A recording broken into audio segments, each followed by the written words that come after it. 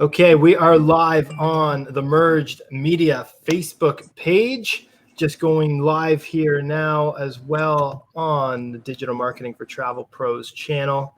Perfect. Awesome. Thank you all for joining us today. We have a super exciting guest. We're going down kind of a different industry in this one. Moody Jones is part of Empire. He's the Vice President of Digital and Creative at Empire. And we're going to basically learn a little bit about not just music marketing, but virality of content and how to, get a piece of content to go viral. Managing a lot of campaigns for some famous musical artists. Obviously, it helps being that kind of a famous name in getting a piece of content to go viral. But, there's a lot that goes into it and building that content as well. Now, we're just waiting for Moody to hop in here. It looks like he's having some difficulties connecting out on the West Coast. He's over in San Francisco. But Dave, what you had a bit of time prior to today's episode to talk to Moody and understand what he does. Yeah, absolutely. And it's pretty incredible when you meet people that get to work every single day in the presence of some of the biggest stars, whether it be in music or in sports or in film, whatever, and just kind of hear stories and how for us it's so crazy when we see one of these people, but for them it's kind of like, oh, it's just another day in the life and they're just average people. So it was cool to discuss that and hear some stories. Obviously Moody specifically in the music industry, so he gets to hang out and work with people like Kendrick Lamar and Tyga and some pretty big people that we all know and love. So it was a good chat. I'm looking forward to hearing his perspective on music marketing, as well as how him and the team at Empire set these artists up for success and make their content go viral. So it's going to awesome. be interesting. Yeah. I'm going to add Moody to the stream now. If we do incur any technical difficulties, just bear with us, okay? Here we go. Moody, can you hear us?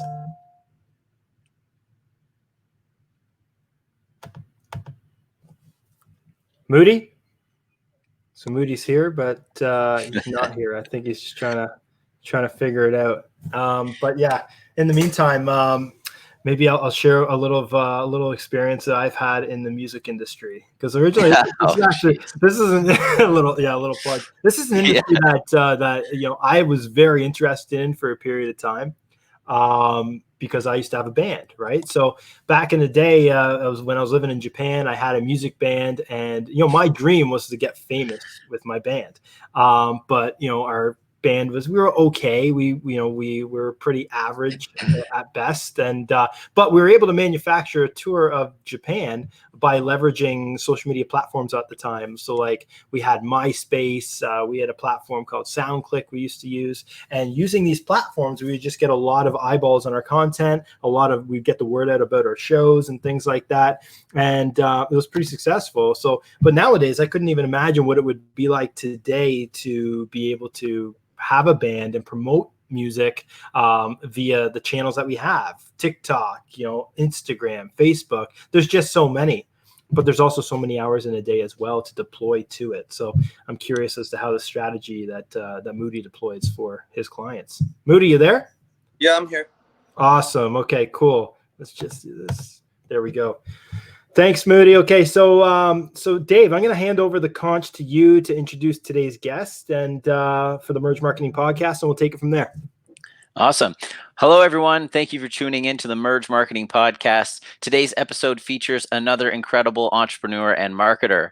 From a director of marketing at Empire Distribution to a house DJ, Moody Jones does it all. He has worked as a digital marketing manager at Jägermeister, where he managed their digital brand across Canada and ran their first influencer campaign program that reached over 23% of the total Canadian gross rating point.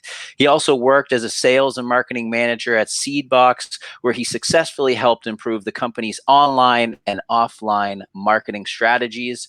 Evidently gaining much experience in the music and lifestyle industry, he has worked his way up to Empire's director of marketing and has been able to work with some of the biggest artists in the world, such as Tyga, Iggy Azalea, and many more. With his marketing and management skills, he has been able to get Tyga's single Taste to reach a 5x platinum single, as well as Iggy Azalea's single Sally Walker to reach #1 on YouTube's most trending with 6 million views in 24 hours, dedicating his time to supporting labels, managers, and artists to help them get the right exposure and grow their fan base. He has been able to help artists break into the top 10 Billboard, top 5 on Spotify and Apple Music, and the #1 on Beatport. Moody's positive outlook on the challenges he faces in life has contributed to his success. And I quote, "With any challenge or any struggle,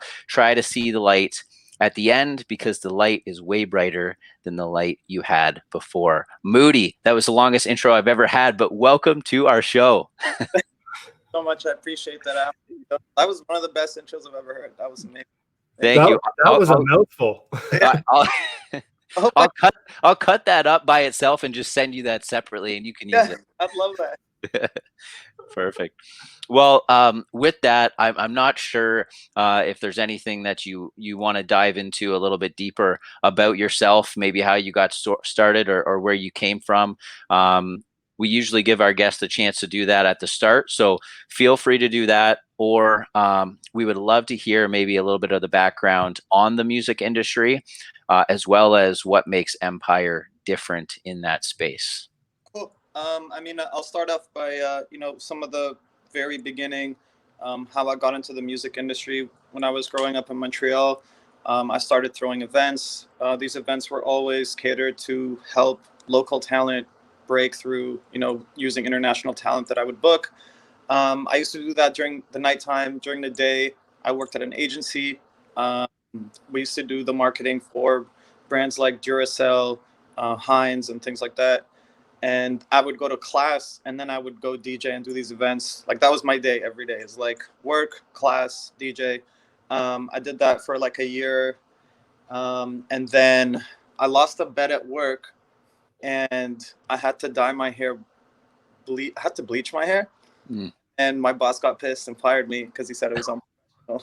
Wow. Yeah, it was funny because it was a bet that had to do with Chris Brown at the time. And then on my way out, like, one of the managers was like, "Yo, you should really work for a music company. I don't really think working with like these brands is really your thing." And at the time, she's like, "You should go to music. What was it called? Music Match, Music Choice or something in Canada." And I was like, "Yeah, I hope so." And then after that, I kind of got into Seedbox, where I started doing marketing in the adult industry. And then I quit. I started a company with my roommate at the time. We joined an accelerator program. It was completely out of my wheelhouse. It was like an HR program, but then we got bought out. And the person that bought us out also invested in a music marketing company. And he's like, "Hey, like, this company's doesn't know what they're doing, but they want to get into ads. Music, and you used to do ads in the adult industry. Like, how about you go and help them launch that product?" So I joined a company called Wavo. At the time, we were making $500 a month.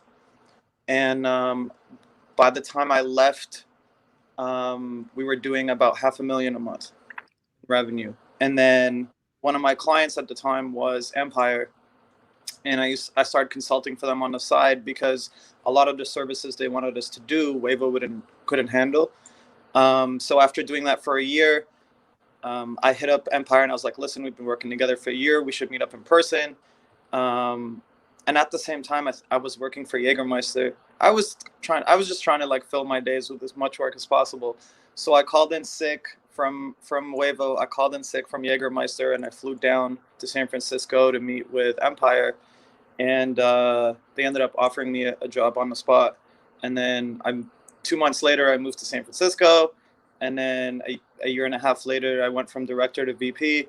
And I was also lucky enough that throughout this whole process, I had my own consulting agency, which was Everybody Knows, which Empire was a client of. And they let me keep running that right now. So a lot of acts that I work with on the side are acts that are like personal clients of mine. So those include like artists like Brent Faiyaz or St. John or even J-Lo. But yeah, I'm super lucky to be here. Thank you guys for having me, and I'm looking forward to this. Yeah, for sure. Moody, what was some of the consulting that you did with Empire? Like specifically, what would Empire seek out from you? What was the knowledge? So Empire was outsourcing a lot of their digital marketing to the agency I worked for, which is Wavo. So they were like, here we have this album coming out, help us promote it. Here we have the single coming out, promote it. And then it got to a point where they were like, hey, we have this music video. We want to try and get this, we want to try and get this like in the top 10 in the next week. So things like that, an agency's kind of try and say no to, because it's a risk, because all of a sudden, if you're promising the client, then I'm going to have to give you a refund, or if I can't comply and if I can't keep my promises. I was like, fuck it, I'm gonna do it. I'll take that risk. And and I kept doing that for a year. And so, for example, like probably one of the worst deals I've ever done was like the J-Lo deal. That's the most money I've ever lost on a campaign, because what she was trying to accomplish in like with the budget she had in mind, or her team had in mind, I couldn't do. And so I had to go, out of pocket to pay for marketing to make sure to get those numbers, because I'd rather prove myself and have a repeat client and have a good reputation than like lose up on my margin, or just lose, it's, to me, that's a marketing expense for a personal brand. You know what I'm saying? Yeah. So for your angle, so, J-Lo comes to you, the J-Lo team has a budget for a certain project. And what are some of the big platforms where you allocate that budget? Would you allocate a certain amount of that budget to the creative, and you're responsible for the creative, and then you're churning that out into like a Facebook ad campaign? Right. Maybe kind of, you can give a kind of a high level sort of understanding on how that works. For J-Lo specifically, I forgot which video. It was a video that she had a partnership with LG. I think French Montana was on it too. And the campaign was like, hey, we're dropping this video in a few days. We need, this is our target demographic, because this is the brand that's sponsoring it. So this is who we're trying to reach out to. We want to reach a total of X amount of people in the next week. I was like, cool, let me crunch some numbers, like what kind of like traffic we have or demand we have. And this was all based on Google video ads at the time. So I was like, okay, cool, let me take a look. And then I was like, all right, so based on your budget, I think it's doable that we're going to get to X number. 5 days in, I think I realized we were only halfway to the target goal. Because at the time, because you're bidding on traffic, right? So during that week, there might be tons of other artists that were also promoting content, or other brands that decided to promote other content. So all of a sudden it cost too much to bid for this. So I couldn't get the traffic or the potential audience she was looking for. So, I'm not going to go back and say, hey, I messed up. I actually need more budget to get this done. I was like, no, let me just get it done.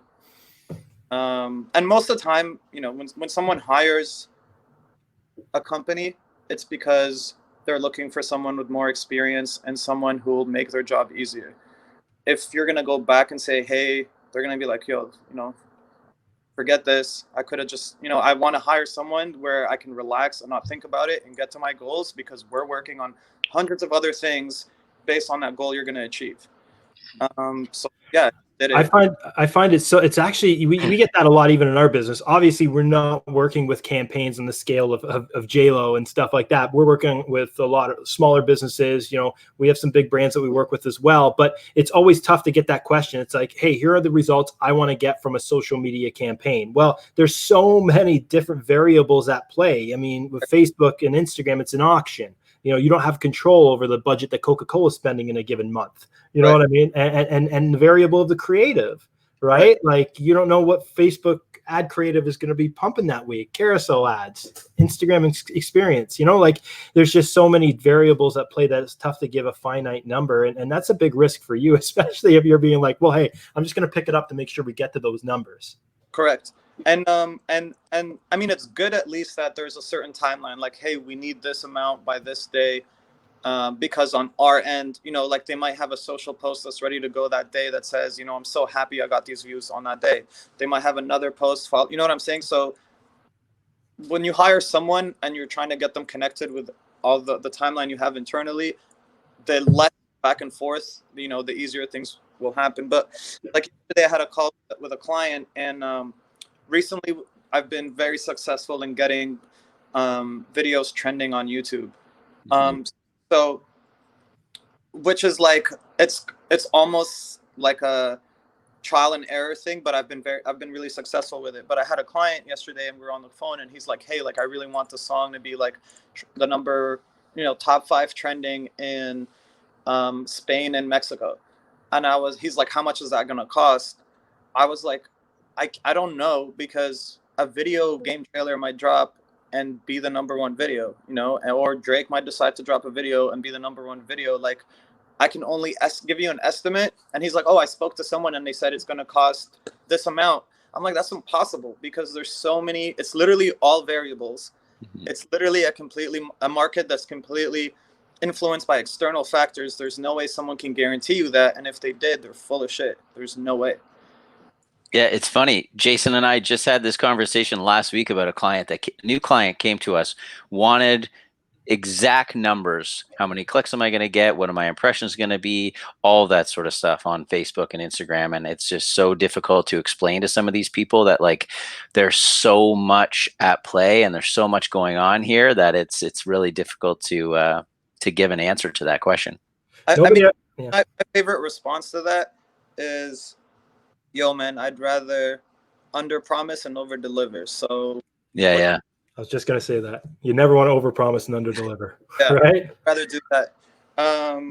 Yeah, and that stuff goes a long way. Like, you know, that's why I'm saying, like, even sometimes, like, if I just like do exactly what I told the client, then I'm like, all right, I need to like add a little something, because I want to, like, you know, give them that wow factor. And the same thing applies to when I'm doing the marketing. And I guess this could be like a segue into like how we market music.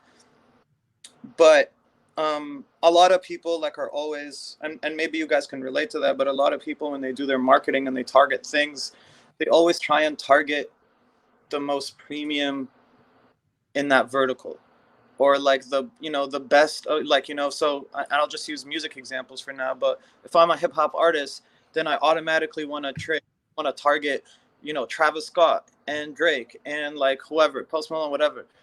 But the reality is like, that's literally the worst way to run a campaign, because if I'm trying to watch, if I like Drake, chances are I honestly don't give a shit about music. Chances are I'm like the most average, general, basic person, just gets music. No, for real. Yeah. The demo you want to target is the early adopter, the person that, you know, likes underground artists because they like discovering new people. That's what they do. And chances are that person is the one that sends 10 group text messages to all his friends, like, "Yo, check out this new shit." They're like the ones that spread stuff with word of mouth. They're the ones that become fans, that want to be involved in the story from the beginning. So, and that's the fan you want to convert. And the other thing is, like, if we take it which is like managing expectation. If I'm about to watch a Drake video and someone else's video plays, I'm going to be hella pissed. Because I'm expecting big production, crazy sound quality. You know what I'm saying? Anything else I see, I'm going to be disappointed. Yeah. So, which goes back to under promising and over delivering. So I apply that to the marketing as well. In addition to that, I think, you know, even when you're trying to get in front of people with an interest in Drake, it becomes a super competitive market. Like, think about how many other artists that don't have that expertise or knowledge that you have, Moody, that are doing that, and you're competing with them for those eyeballs. That's just going to increase your cost as well. Right. And what are your thoughts on this? Because I deploy this a lot with Facebook advertising, is try to keep an open pool audience, keep that audience as wide open as possible, and let the algorithm do the work. Because the algorithm is so smart. Facebook has more data on your target audience than you can sit there in a boardroom for 8 hours and Facebook still knows more. You know. Right. I mean, Facebook ads are really tricky, because the problem in the music industry is our data is very fragmented / we don't have access to a ton of it. So with most other campaigns, when you promote stuff, you measure them in versions, and you can kind of follow the sales funnel to it finally became a sale. On the music industry side, the DSPs, which are like all the streaming sites, don't share any data. So once the ad, so if I see the ad, I click on it, I end up on Spotify, Apple Music, YouTube, wherever. I don't know what happens after that.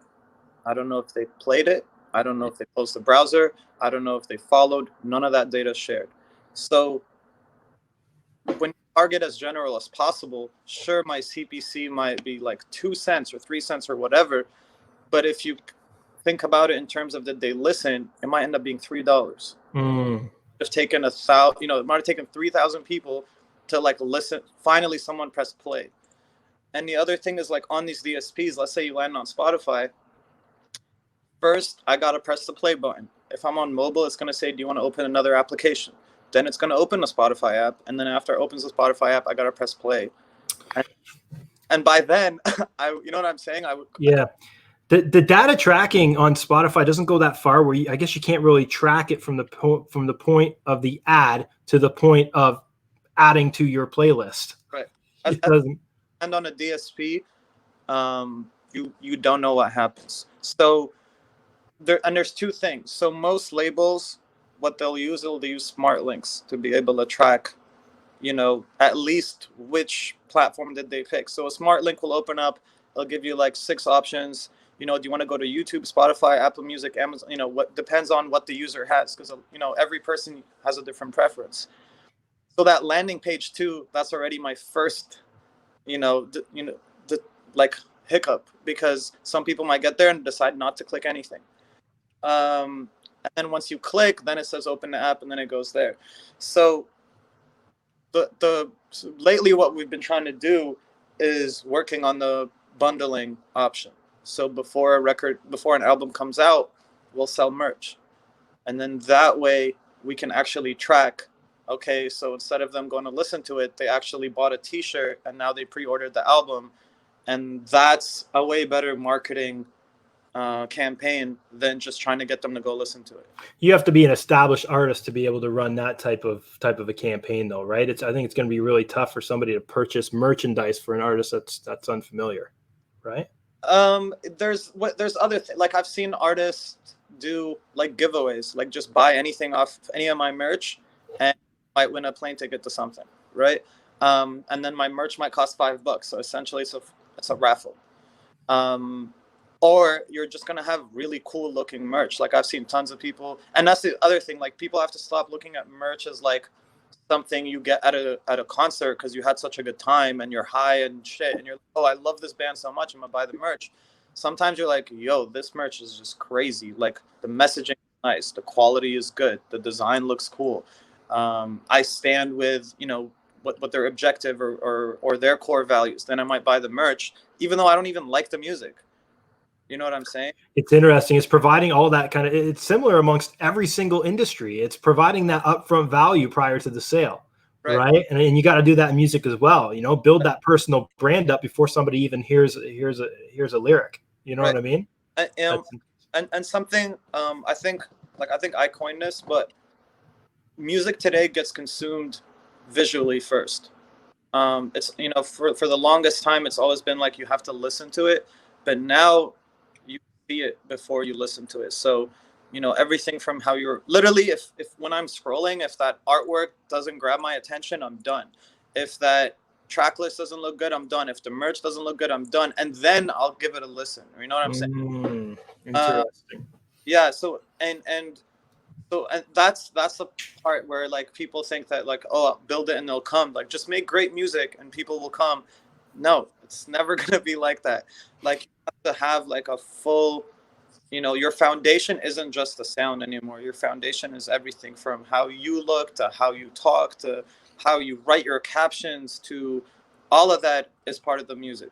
Gary Vaynerchuk would challenge you on that, I think. Gary V? Yeah. Yeah, he's always working with artists, telling them just pump out volume, hustle. Right. That's interesting. I mean that may like I get the volume thing if you're coming into the industry now if you're brand new, right? And it's like you just want to have that momentum until something catches.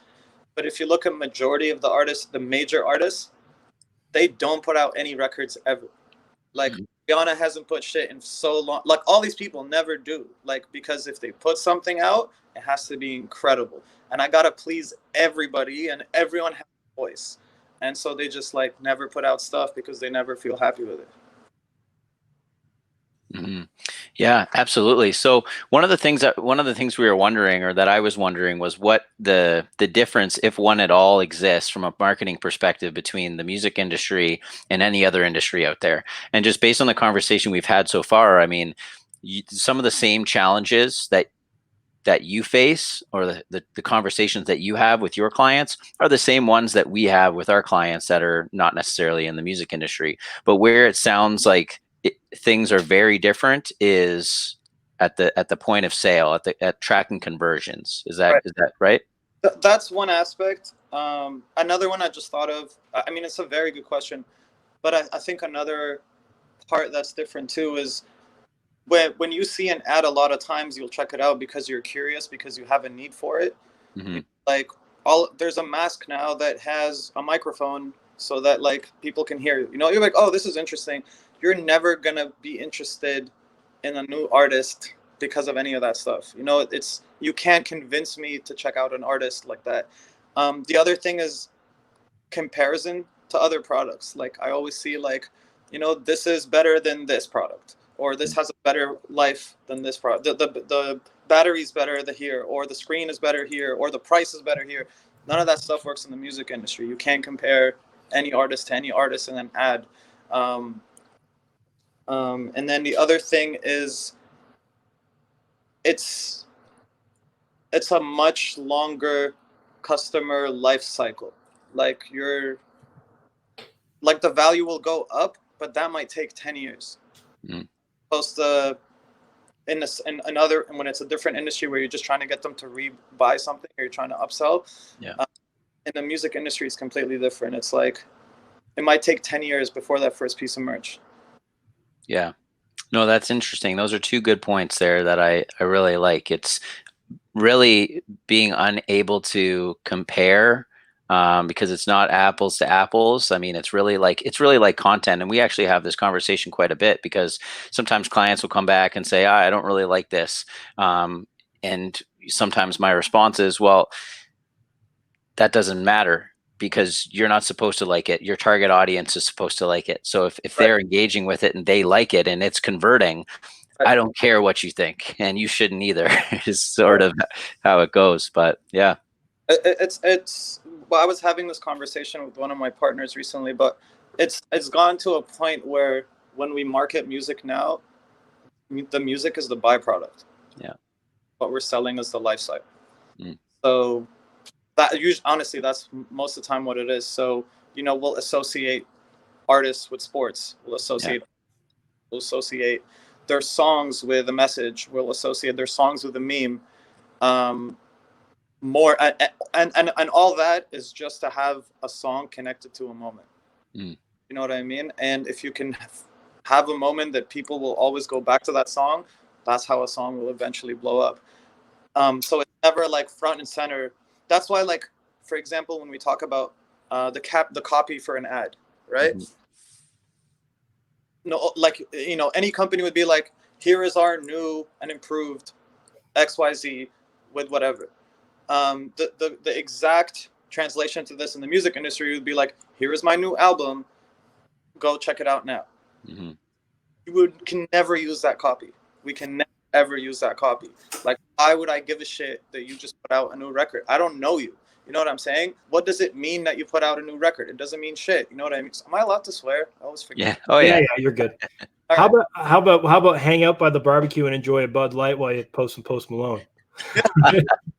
Yeah. So like our copy is always like, you know, I've been working on this for 2 years. You know, I put like blood, sweat, and tears into this, and you know, it's coming out on this day because it's a special day to me.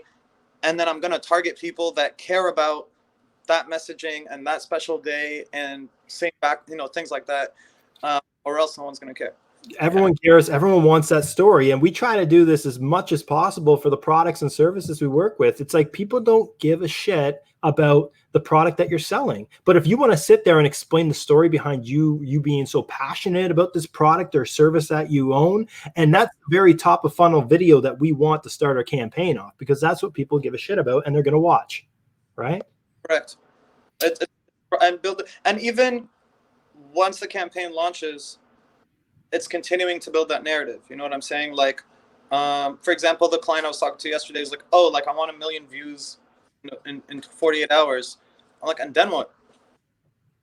Yeah. Then, what I'm saying, then what? Like, what happens after that? Like, where, you know what I'm saying? You went from 0 to 100 real quick. Where was the story? Like, even if I'm your fan, I'm like turned off. Like, what happened? Like, you know, your last video did these numbers that had this much engagement, and then now you have a new video and you want it to pop off the gate. Then what? You know what I'm saying? Like, it doesn't make sense. I'd rather be, you know, part of that whole funnel, like you said, where like, oh, he just did 100K. Oh, he just did 200K. Now I'm involved in your story and I'm helping you get there. But if you just do it on your own and you're like, thanks to all my fans, what are you talking about? Mm-hmm. Mm-hmm. It's interesting. It's like we talk a lot about like post-purchase experience as well. You know, for brands or even for musical artists, right? It's like, what do you bring next? What's next? That's what everyone's always asking. What's the next chapter in this person's journey that I'm following? Right. You know? Absolutely. Yeah. One thing I want to go back to for a second, just because it's something I'm struggling to really think through it. You mentioned earlier about creating a need and how in other industries it can be easy to create a need or show somebody why they need that product. And in the mask example, it has a speaker in it or event, so it lets you talk a little bit easier. Do you think that there's a way to create a need for new music for somebody to find new music? So the way to do it, it's more right. So like, it's not just like targeting the right person, Mm-hmm. in the right place, but also in the right time. Because Right. cover music is like, there's a time and place for it. You know what I'm saying? When my friends are over and I'm pre-drinking and I'm about to play something, that's actually not the time where I want to discover music. I want to exactly what I want to play. If I see anything else, I'm gonna skip it. You know what I mean? It's like, no, it's like I'm at the gym and now I'm gonna put it on shuffle, and then whatever plays. That's when I need to hear new music. Right. And then I think other ways to create it is like the visual part. That's where like there's a space where, you know, I might not love the song, but I love the visual identity of it, or like the way the actor is in this video, or the animations in it, and it's good enough that I'm gonna want to share it. Like I said, the music becomes a byproduct. It's interesting. What makes it interesting now, Moody, is, and I kind of want to get your take on what your feelings are on TikTok, because TikTok is a platform that's great for emerging artists that have those quick little clips, and people are making that visual representation with the music based on those clips that other people are creating, that user generated content. Right. So TikTok is, I think it's honestly saturating right now for the music industry. But you know, last year we all loved it. You know, we'd have songs in our catalog that we didn't even know part of our catalog, and all of a sudden they're like, you know, there's like 100,000 videos around it, and we're like, this is awesome, you know. And sometimes, you know, we just nudge it in the right direction. You know, we hired the right influencers. Like recently we created a dance. This dance was made perfectly for this one person. He did it, and then now we're at like 300,000 videos. It's been like 2 weeks. And so we created that need, right? But it used to be 1,000 times easier. Now it's like, it's so saturated, it doesn't make any sense. And the thing with TikTok is a lot of times they're not even real songs anymore. It's like someone just like mashing shit together, or a clip from a movie, or, you know what I'm saying? So it's losing that, the core market, which used to be the music side. I love TikTok, but I also don't think that, for example, right now, like that generation is the generation that goes to shows, but they're not the generation that buys merch. just because of like disposable income, and you know, they're students and things like that. So I don't know if it's worth me as an artist to spend my money promoting there when it's not going to translate to actually money. You know what I mean?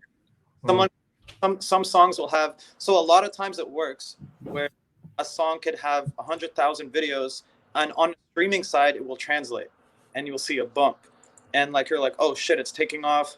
But a lot of times it doesn't translate at all. Literally, people just want to make videos. You're not getting any money from it.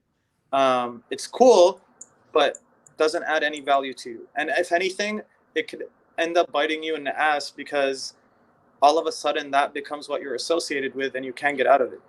And I've seen that with a lot of artists where, you know, hip hop artists who someone will make a dance remix, and then that dance remix will take off more than anything they've ever done in their life. And now they can't go back to hip hop. Like, they're stuck. Everyone's expecting them to be like that now. And so they can't, they literally can't. They're like, yo, this song is a curse. Yeah. And a blessing, but it's a curse. Go ahead, David. So just with that being said, I mean, what are the major platforms that are the focus right now, and have they been for a while and continue to be? Like, where are you looking? So whenever we come down with like a breakdown of like the media channels that we're going to focus on, it, we always go like what the song really, you know, what's the demo for it. So for, you know, if we're doing something with like the Free Nationals and Anderson .Paak and something like that, like that's not really a TikTok audience. It's not really a Snapchat audience. That's more like, you know, higher in the age demographic, more educated, slower pace lifestyle. So we'll never touch those platforms. But then on Instagram we'll go heavy, on Facebook we'll go heavy. We'll even do billboards, like even during quarantine we were doing billboards, because like we can be creative with them now. You know, so it could be like, shut up, go home and listen to my album. Like, that's a stick. But other songs were like, though the song, the only good part about the song is like these 10 seconds. So it's like, you know, bubblegum music. So maybe this should just be on TikTok, nowhere else. And TikTok is great because we can test stuff. Like, we'll just like, let's just see if people like it or not. So let's just, you know, put a small budget. If people react, they do. If they don't, then like, but the worst is like everyone thinking that every campaign has to be on, every song has to be on TikTok, and every song needs to have influencers. It's never, that's just like wasting your money, and it's a bad look for you. And it honestly, most of the time, it's so obvious. Moody, is there a recipe for virality? And if there is, what is that recipe in your opinion? I think it's being so quick on your feet the moment something culturally happens that you're on top of it. Like, for example, the stuff with Will Smith and Jada, like, you know, if you come up with something, a creative during that time, like, it's perfect. And then the second thing is luck as fuck. Like, most of the time it's a luck is a big factor in virality. But we try, like, we've been lucky enough, so we do a lot of content ourselves. Like, we come up with our own memes and shit like that. And I think 2 weeks ago, like, Snoop Dogg posted one of the memes that we made in the office.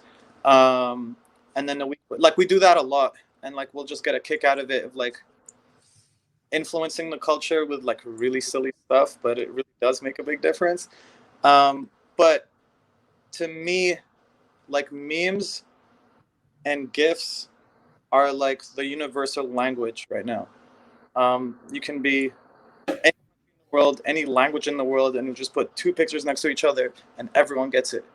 My mom sent me a meme yesterday of like just Will Smith's face, and I was like, I can't believe this thing. And she was like, yeah, it was the #2 trending thing on Twitter in Egypt.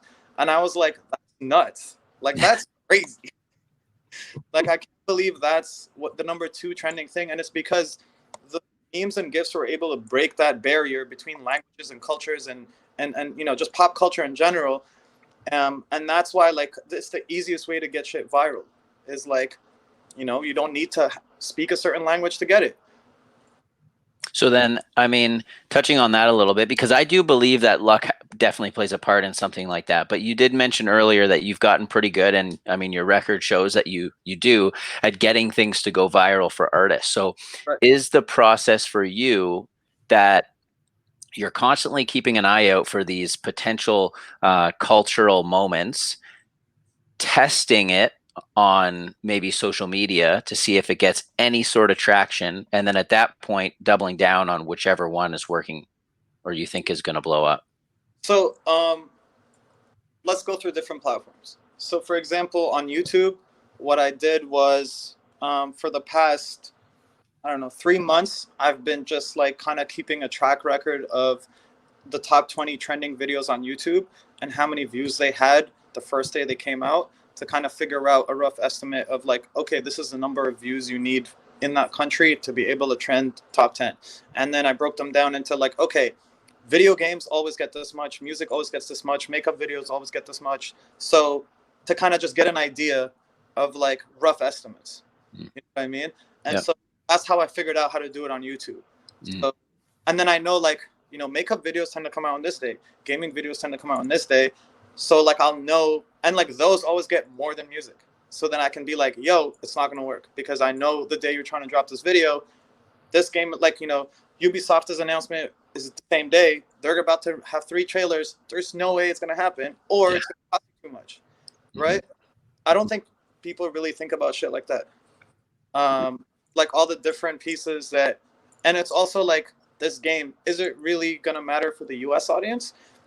If you're trying to trend in Mexico, yeah, it's going to be great, because people don't give a shit about this game in Mexico. So yeah, it's there. That's YouTube. Does that make sense? It does. Yep. And then on the Instagram side, like I've had artists, you won't believe, that were like, hey, like I have an idea for a meme. Can we do this? And I was like people think it's like so easy to do.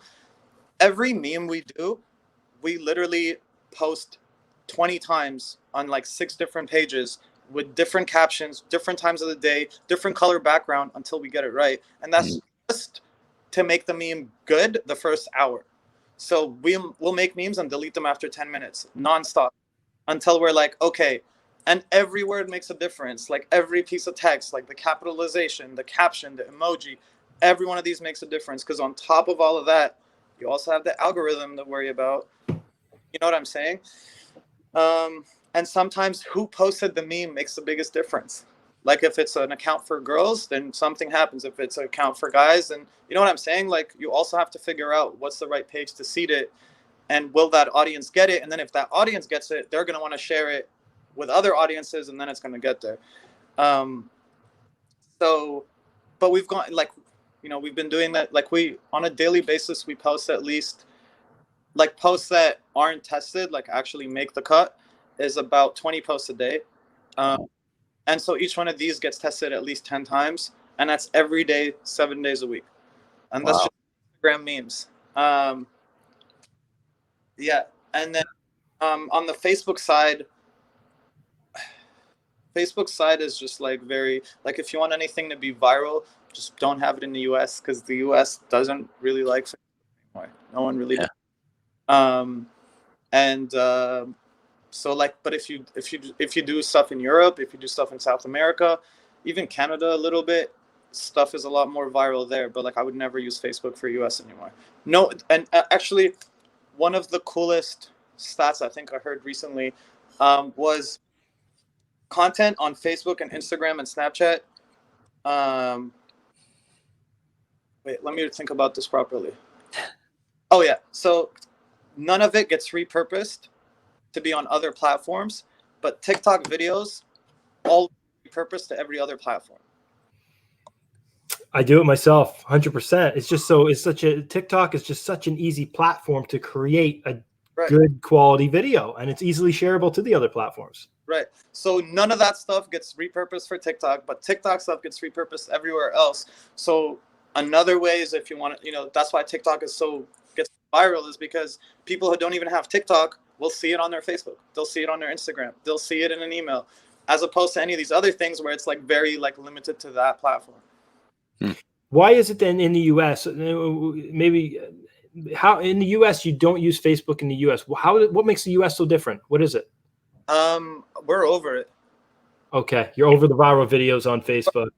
It's just like it's stuff that grandfathers use. Like no offense, but I only use Facebook to talk to my mom and dad. It's true. I mean, even like, Gary Vee will say it all the time. Like, Facebook is now just for 50 plus, really. Like, it's an older demographic. And I think that's just speaks to the nature and the evolution of social platforms in general. One day, Instagram will probably evolve and become more of an older demographic. For sure. If you go on your explore page on Instagram, you'll notice that over half the people you see aren't in the US. And the reason that is because in the US, we saturated the market where, the percentage of the population that's on Instagram versus other countries is a lot higher. So help people in other countries get on Instagram, they'll show up in your explore page. So then they're getting followers and engagement from the US. We don't show up for them because they don't need us anymore. Like we're full. Like we can't even have any more people in the US. Everyone's on Instagram. Everyone's using it. So the other markets are benefiting. But that's something to consider for the algorithm. Like, hey, if I'm trying to do this, maybe I don't want a US influencer. I want an influencer in another country because they'll show up in the explore page for other people. That's interesting. And I think one of the things, Moody, and I know for your demographic, for the people that you're targeting, I can't see them being on Facebook or using Facebook or engaging in Facebook the way you would want them to engage with that type of content, right? But I think the way Facebook is shifting is more towards an emphasis on community. I mean, the fastest growing demo is women and men 50 plus. It's been like that for years, but it's on Facebook. It's really about the group content that's filling your news feed first before anything else. Now it's like ads and group content, so to support your point. Yeah. I mean, you rarely see those viral videos on Facebook like we did 2016, 17. But I mean, it's okay to have a platform that's not for viral videos. Do you need a platform? You need a platform that's just like straight up like news and like that's what they want to be. They want to be like, I think at some point they're going to want us to use Facebook to vote because it's the only way to verify people and stuff like that. That's where they want to go. It's not a place to show off your new swimsuits or try and sell stuff or to show your live show. But I'll still use it for like artists that are like, like someone like Adam Lambert, because like he has fans, across Europe, Australia, lots of countries that have that. All my Latin artists still use Facebook. And to your point, their auto targeting is really good. So even for stuff like merch, for creating audiences, stuff that's very straightforward, I'll use Facebook. But also, if you think about it, the ads don't look good anymore. You need the experience with the ads. Yeah, like, Instagram, like a story ad looks good. Mm-hmm. It's the whole screen is the ad. It's beautiful. It's, what I'm saying? And on Facebook, I get like a little rectangle with the audio off. And like, I'm supposed to try and, you know what I'm saying? And like, what is that? And one last point before I forget, TikTok ads. So one of my favorite, it's super underrated. I don't know why a lot of people don't use it, but one of my favorite features about TikTok ads is they'll reject your ad if it sucks. Yeah. And I think that's because it's the user experience first, it's the creators first, it's the engagers first, and then your ad. And like, why am I gonna have a shitty ad about like stuff that has nothing? Like literally, if your creative is boring, it says your creative sucks. You can't run that ad, which in turn helps you get better performance. Because like, you know what I'm saying? Like creative is one of the biggest impactors on how your ad performs. Every other platform doesn't give a shit. TikTok's like, no, your ad needs to look good because I want the ad to work. It's a valid point, but there's something to be said and we see this on Facebook. You'll see the amateur-esque type of selfie sort of video ad. You see them all the time, but they actually perform really well because they blend into the feed, right? And on TikTok, how long have you been advertising on TikTok for? Maybe like 4 or 5 months. Yeah, I don't know if it's open to everybody yet because I know that was a big thing, right? A lot of affiliate marketers want to get on there and start testing it out, but they weren't opening it up to everybody. For a period of time, it was part of Facebook's audience network, we found, Right. We would see our ads, like these are Facebook ads, but for some reason we're seeing them in the TikTok feed, and it's audience. We got to assume it's audience network. I forgot when it was. I think it was last October, but the number one advertiser on Facebook was TikTok. I think they contributed to 21% of the total spend. It was some like ridiculous number. And even like their ads right now, like I forgot where it was. I think it was like Business Insider or something. I saw an ad for TikTok, and even the ad said, it was like a banner ad, but it said, you know, stop doing boring ads, run TikToks, like something like. And so they like, that's why I like the platform. And it's still like early stages. You're right. Like the reporting isn't that great. There's so many issues like when you submit campaigns, but it does perform really well, and it also helps with that virality, where like you know, the ad could be an actual piece of content that someone made. That's awesome. Yeah. So, I mean, Jay, I don't know if you have anything else you want to dive into in terms of content and virality. I just have a couple last questions I just want to get Moody's hot take on. Yeah, no, you know, we could go down so many rabbit holes with Moody here because I have so many questions. We didn't even really scratch the surface on YouTube advertising, but that will maybe be for another day. Maybe we'll have Moody back on episode 50 or something. Yeah, absolutely. So, Moody, just a couple last fun questions. So, if you have one, who has been your favorite artist to work with so far, and why? My favorite artist to work with, I like Snoop a lot, because he's open to ideas and he actually gets things done, and he's himself. He doesn't pretend to be anything he's not. He's exactly who you think he is. Who else that I really like? There's an artist right now that I work with. His name is Young Dolph. He's actually one of my favorites too. He comes up with a lot of good ideas on his own, and then like, and he's open to stuff. Like if I say like, hey, like, you know, I think the artwork can be changed and we can do this, he'll do it if he agrees with me. If I say, you know, like we should remove the intro from the video, he'll do it. They're just receptive. And like a lot of artists are just like, no, like this is my art, which I also get.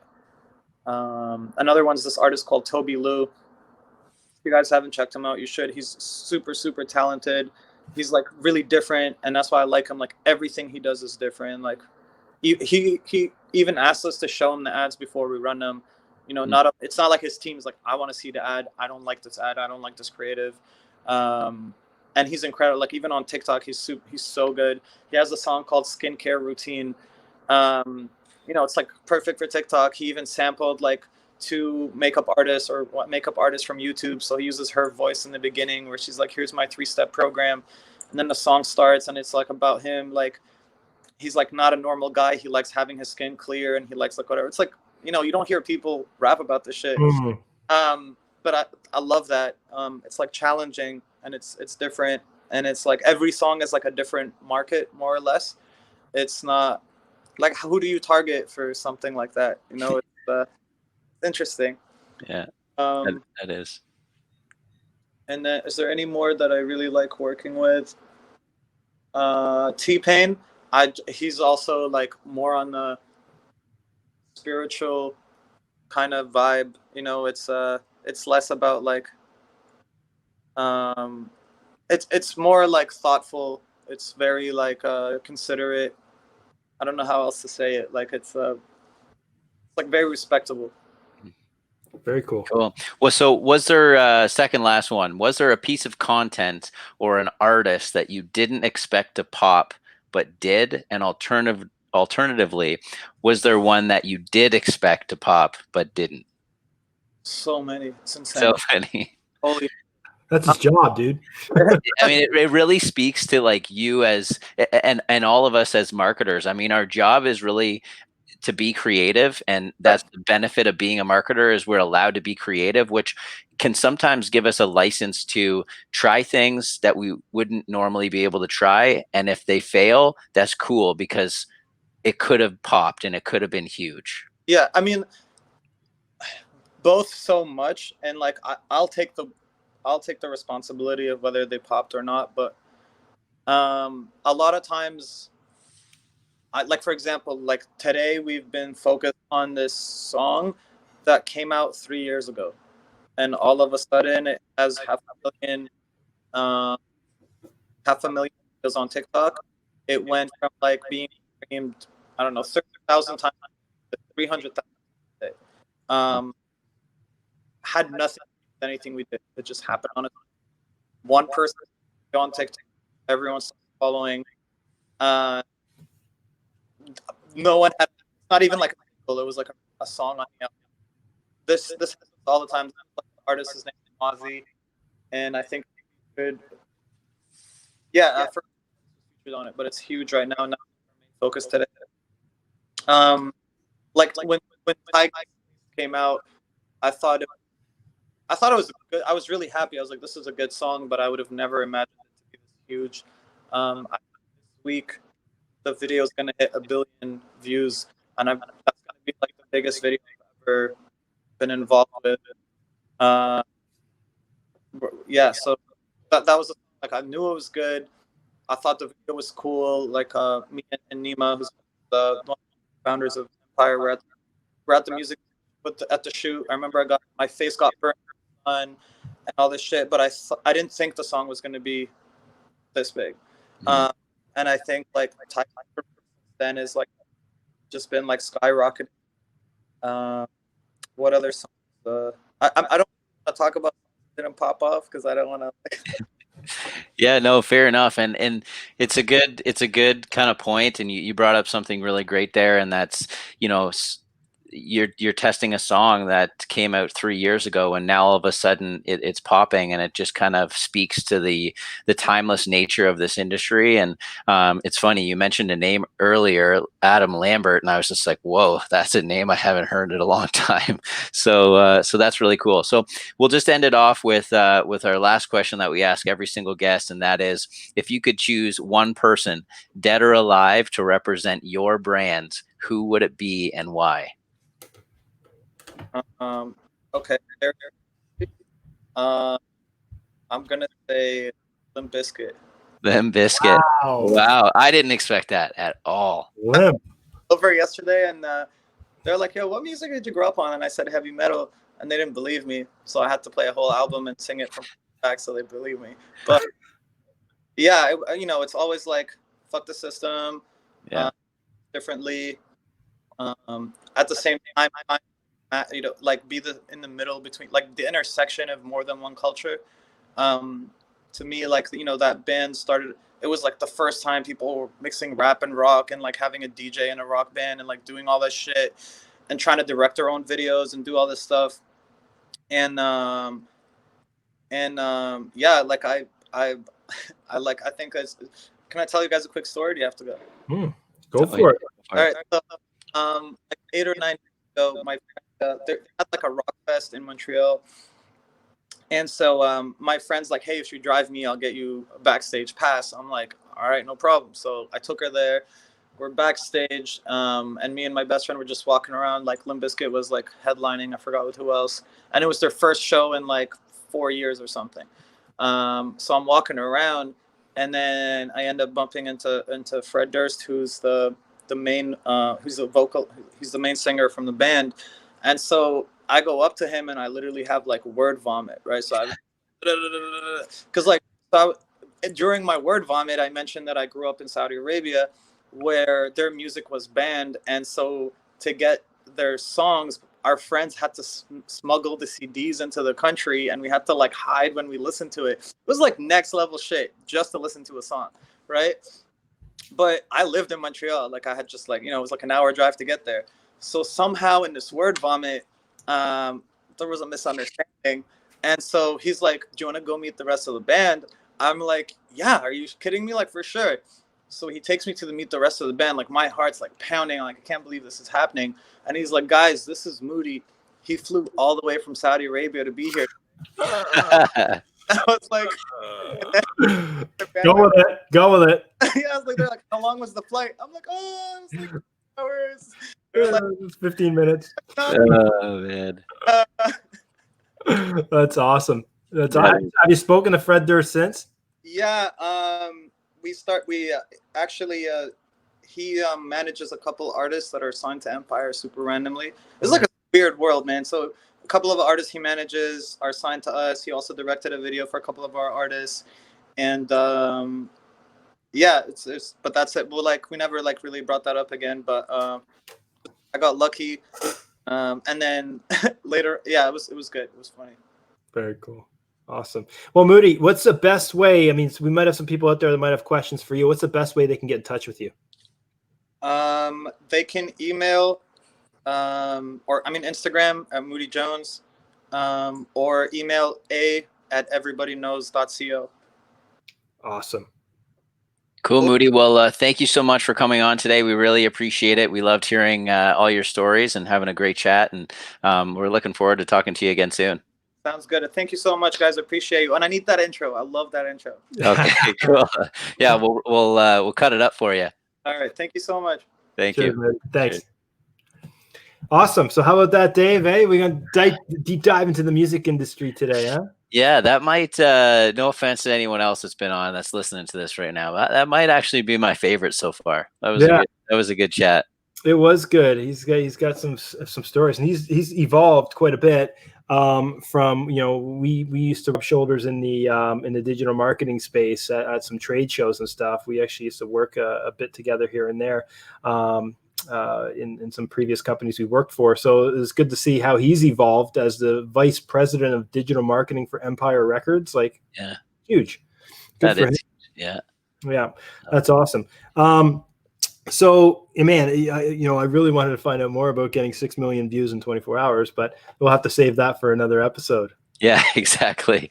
Yeah, that'd be awesome. So, cool. Well, thank you all for listening today. We're glad you're continuing to join along and hope you're enjoying our episodes. So, subscribe, rate the podcast, follow us on social media. We're at Merge Media. And until next time, take care. Keep fit and have fun.